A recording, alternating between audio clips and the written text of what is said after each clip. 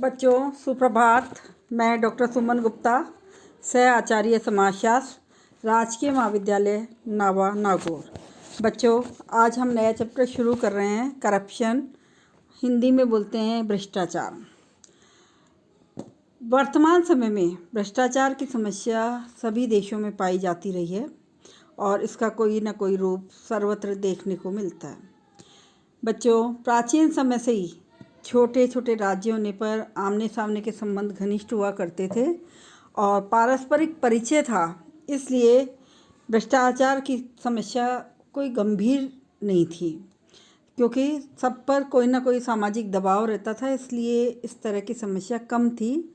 लेकिन वर्तमान में समाज का स्वरूप विस्तृत होता जा रहा है और ऐसी स्थिति में प्राचीन समाजों में जो राजनीतिक पद उच्च जातियों के लोगों के पास थे, अतः उस समय भ्रष्टाचार कुछ सीमित लोग किया करते थे। लेकिन अब ये क्या है, जब प्रजातंत्र की स्थापना हो गई, स्वतंत्रता प्राप्ति के पश्चात भारत में सार्वजनिक जीवन में भ्रष्टाचार की मात्रा बढ़ी। बच्चों भ्रष्टाचार में व्यक्ति सामाजिक नियमों का सोच समझकर उल्लंघन करता है और निजी स्वार्थों की पूर्ति के लिए दूसरों की हितों की क्या करता है, अवहेलना करता है, उनको इग्नोर कर जाता है और अपने जो हित हैं उनको लाभ को प्राप्त करना वो चाहता है। भ्रष्टाचार में एक व्यक्ति व्यक्तिगत लाभ के लिए अपने अधिकारों का क्या करता है, दुरुपयोग करता है, मिलावट करता है, रिश्वत लेता है, निर्माण के कार्यों में घटिया सामग्री इस्तेमाल करके उच्च सामग्री के पैसा ले लेता है या कम तोल देना, ये सारे ऐसे ही भ्रष्टाचार के रूप कहे जा सकते हैं। इसके बाद बच्चों ये जो भ्रष्टाचार है वो अलग अलग स्तर पर अलग अलग प्रकार का भ्रष्टाचार है, ऊपर से लेकर नीचे तक और नीचे से लेकर ऊपर तक कह सकते हैं हम।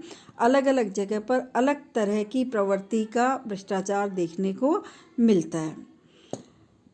इसमें अपन ये भी कह सकते हैं कि नैतिकता का पतन चरम सीमा पर होने लगता है। ऐसा प्रतीत होता है जैसे रक्षक भक्षक बन गया हो।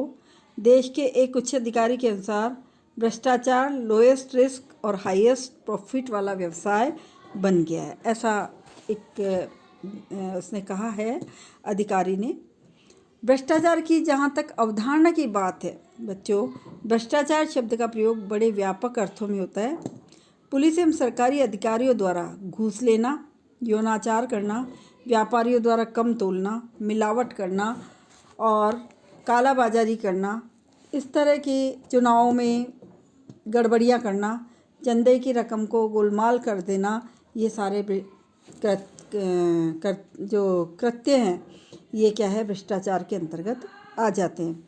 भ्रष्टाचार के स्थान पर अनुचित लाभ, अंग्रेजी में बोलते हैं ग्राफ्ट शब्द का प्रयोग किया जाता है। अनुचित लाभ एक विस्तृत कोणीय अवधारणा है जिसमें अनेक प्रकार के लाभ सम्मिलित होते हैं।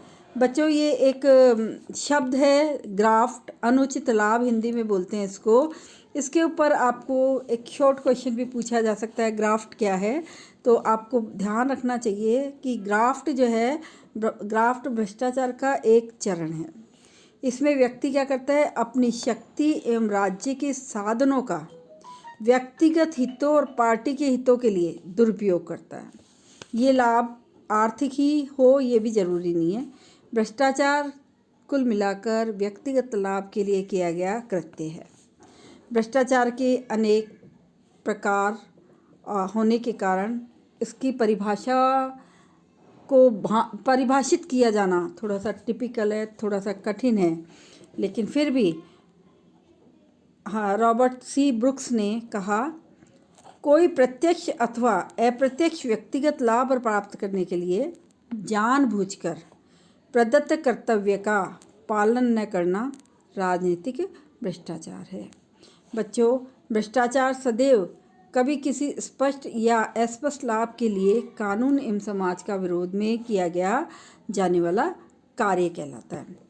इसी बात को इलियट और मेरिल ने भी कहा कि प्रत्यक्ष या अप्रत्यक्ष लाभ प्राप्ति हेतु जानबूझकर निश्चित कर्तव्य का पालन नहीं करना क्या कहलाता है, भ्रष्टाचार कहलाता है। भारतीय दंड विधान की धारा 161 के अनुसार कोई भी सार्वजनिक कर्मचारी वैध पारिश्रमिक के अतिरिक्त अपने या किसी दूसरे व्यक्ति के लिए जब कोई लाभ इसलिए लेता है कि सरकारी निर्णय पक्षपातपूर्ण ढंग से किया जाए तो ये क्या कहलाएगा? भ्रष्टाचार। इससे संबंधित व्यक्ति भ्रष्टाचारी कहलाएगा और कर्तव्य जो कृत्य है वो क्या कहलाएगा? भ्रष्टाचार, और करने वाला भ्रष्टाचारी। इस तरह से हम देख रहे हैं कि ये परिभाषा केवल राज्य कर्मचारियों तक सीमित नहीं है। भ्रष्टाचार में व्यक्ति किसी भी तरीके से अपने उद्देश्यों को प्राप्त करने का प्रयास करता है। तो इन परिभाषाओं के आधार पर भ्रष्टाचार की कुछ विशेषताएं जो हैं उनकी चर्चा भी हम करेंगे आज। और सबसे पहली जो विशेषता है जो हम बार बार रिपीट कर रहे हैं कि भ्रष्टाचार में क्या होता है? भ्रष्टाचार लाभ प्राप्त करने का शॉर्टकट मेथड, स्वार्थ पूर्ति के लिए लघु मार्ग अपनाया जाता है भ्रष्टाचार में। दूसरा, इसमें नगद या वस्तु के रूप में घूस दी जाती है गलत काम करने के लिए।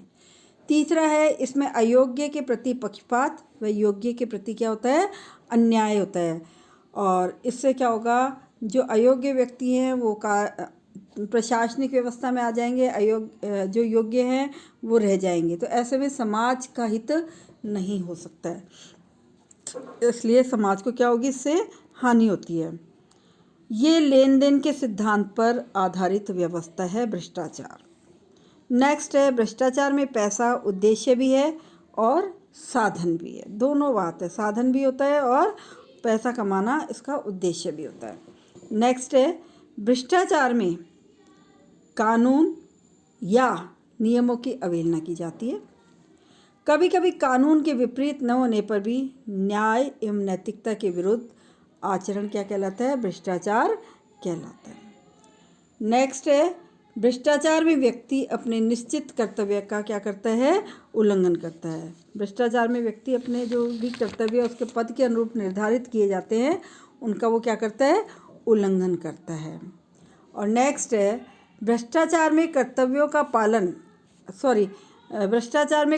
का उल्लंघन जानबूझकर किया जाता है, क्योंकि व्यक्ति को पता रहता है कि मैं जो कर रहा हूँ वो गलत है या जो मैं कर रहा हूँ वो मेरे हित के लिए है, इसलिए वो हम कहेंगे कि ये जो कार्य जो भी किया जाता है वो उल्लंघन कर्तव्यों का वो जानबूझकर ही किया जाता है। नेक्स्ट है, भ्रष्टाचार में कर्तव्यों का उल्लंघन प्रत्यक्ष या अप्रत्यक्ष रूप से कोई अनुचित लाभ उठाने के लिए ही किया जाता है। तो इसलिए बच्चों हम ही कहेंगे कि भ्रष्टाचार क्या है? एक ऐसी व्यवस्था है जिसमें व्यक्ति निजी हितों को ध्यान रखता है और सामाजिक हितों को ताक में रख देता है और उनकी अनदेखी करता है और अपने हितों के लिए गैर संस्थागत तरीकों का प्रयोग करके लाभ प्राप्त करना चाहने की प्रक्रिया क्या कहलाती है? भ्रष्टाचार कहलाती है। बच्चों आज के लिए इतना ही करेंगे हम, और कल हम फिर मिलते हैं और कल हम करेंगे भ्रष्टाचार के कारण। आज के लिए इतना ही, धन्यवाद।